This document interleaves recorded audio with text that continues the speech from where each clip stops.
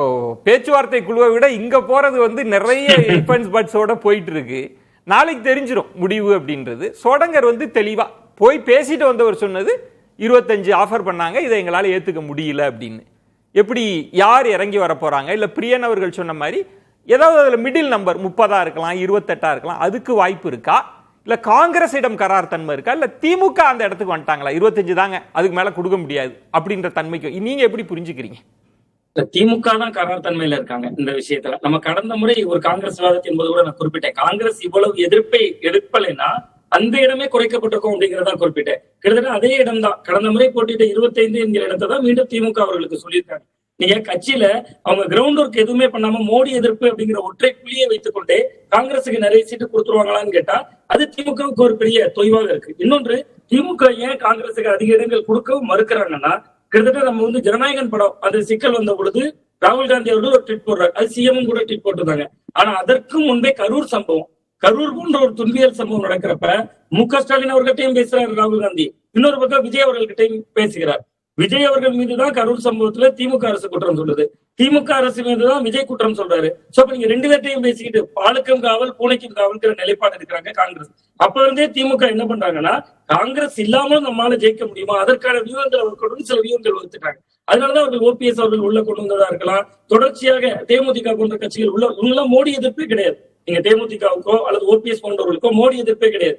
இப்ப என்ன பண்ணிட்டாங்கன்னா, ஒவ்வொரு சட்டமன்ற தொகுதிகளையும் வெற்றி பெறணும் அப்படிங்கிற இலக்கை நோக்கி சில விஷயங்களை செய்துட்டாங்க. சோ இந்த இடம் தான் காங்கிரஸுக்கு ஒரு நெருக்கடியாக மாறுது. அதுல ஒரே ஒரு கேள்வி, ஒரே ஒரு குறுக்கீடு. பிரியன் அவர்கள் சொன்ன ஒரு பாயிண்ட் இருக்குல்ல, பர்செப்ஷனா அது பெரிய சிக்கலை சந்திக்கும், சிறுபான்மை வாக்கு வங்கியில சேதாரம் இருக்கும் அப்படின்றத புரிஞ்சா திமுகவுக்கு அது ஒரு பெரிய நெருக்கடி தானே. அவங்க எப்படி அந்த இடத்துல கராரா இருக்க முடியும்? ஆமா, நிச்சயமா சார், அது ஒரு பெரிய நெருக்கடி. பிரியன் சார் சொல்ற பாயிண்ட் மிக சரியானது. ஒரு உதாரணமா சொல்றீங்கன்னா 2014 பாராளுமன்ற தேர்தல் ஒரு உதாரணம். கிட்டத்தட்ட திமுகவும் காங்கிரசும் தனித்தனியா நின்னாங்க. சிறுபான்மையினர் ஓட்டுகள் இரண்டு பேருக்கும் இல்லாமல் இங்க பாதி அங்க பாதி சிதைந்து போனது. ரெண்டு பேருக்குமே எந்த வெற்றியும் பெற முடியல. தமிழ்நாட்டிலேயே அதிகமான சிறுபான்மையினர் இருக்கக்கூடிய மாவட்டம் கன்னியாகுமரி, அங்க 4வது இடம் வந்துச்சு திராவிட முன்னேற்ற கழகம். காங்கிரஸ் 2வது இடம் வந்துச்சு. காரணம் என்னன்னா, சிறுபான்மையினர் குழம்பிட்டாங்க. யாரு பாஜக பிரதீவிரமானவங்க, திமுகவா காங்கிரஸ் அன்னைக்கு குழம்புனாங்க. பட் இன்னைக்கு கலச்சூழல் அப்படி இல்ல. திமுக அவர்களை விட ஒருபடி முன்னதான் நிக்கிறாங்க. பாஜக எதிர்ப்பு என்பதுல காங்கிரஸை விட தமிழக அரசியல் களத்துல கிட்டத்தட்ட திமுக ஒருபடி முன்ன நிக்கிறாங்க. பட் அது இருந்தாலுமே கூட சிறுபான்மையினர் ஒட்டுமொத்தமா திமுகவுக்கு விழணும்னா நிச்சயமா அவர்களுக்கு வந்து காங்கிரஸ் தேவை.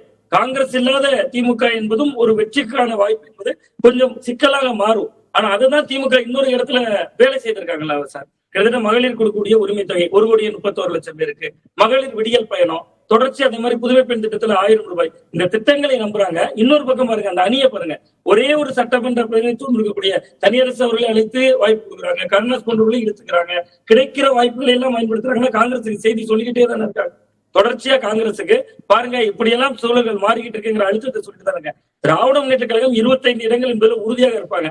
அது கூடுதலாக போகணும்னால் ஒரு 2 சீட்டு வேண்டுமானால் கூடலாம் காங்கிரஸுக்கு.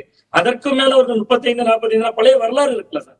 2016 41 இடம் கொடுத்தாங்க, 8 இடம் தானே ஜெயிச்சாங்க. இதுல நீங்க சொல்றதுல ரொம்ப முக்கியமான அப்சர்வேஷன் திரு சுவாமிநாதன், இப்ப மத்த எல்லா கட்சிகளும் ரொம்ப சுமூகமா போயிட்டு இருக்கு, நாங்க நம்பர்ஸ் கொடுத்துருக்கிறோம் அப்படின்ற தன்மையை தான் வெளிப்படுத்துறாங்க பேசிட்டு வந்த எல்லாருமே.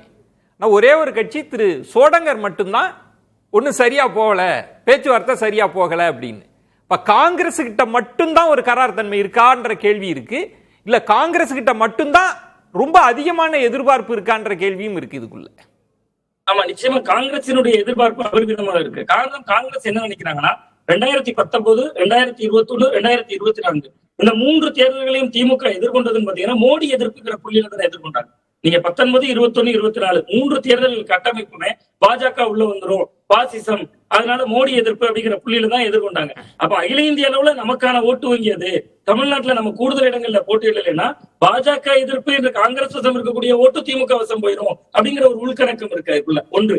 இன்னொன்னு, மு.க. ஸ்டாலின் அவர்கள் தொடர்ச்சியா ஒரு விஷயம் பேசுறாரு. நீங்க காங்கிரஸ்ல சிக்கல் வந்த பின்புதான் கிட்டத்தட்ட 70 நாட்கள் ஆகிவிட்டது குழு அமைத்துலாம் சொல்றாங்க.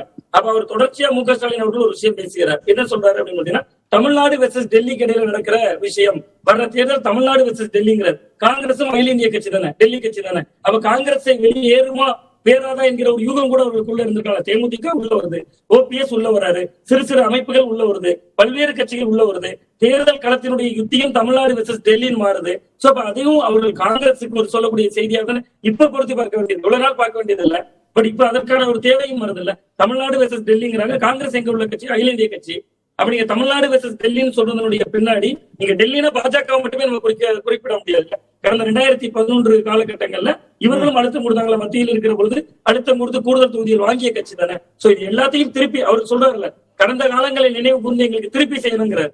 கிட்டத்தட்ட கிரீஸ் தொடங்க பேசுகிறார். அது என்ன வகையான குரல் அது? அப்ப அது ஒரு வகையான பாஜக இங்கே அவர்களுக்கு அழுத்தம் கொடுக்கிற குரல் தானே இதுவும். இது எல்லாம் சேர்த்துதான் திமுக முடிவெடுப்பாங்க. கடந்த காலம்னு சோடங்கர் இப்பதான் வந்திருக்காரு, பேசுறார். இப்போ 63 எல்லாம் நாங்க அதலையும் நினைச்சு பார்ப்போம்னா என்ன ஆகும்? அது அரசியல்ல வந்து கடந்த காலத்துக்கெல்லாம் ஏதாவது ரெலவன்ஸ் இருக்கா என்னன்னு தெரியல. ஆனா ஒரு கரார் தன்மை இருக்கிறத புரிஞ்சுக்க முடியுது.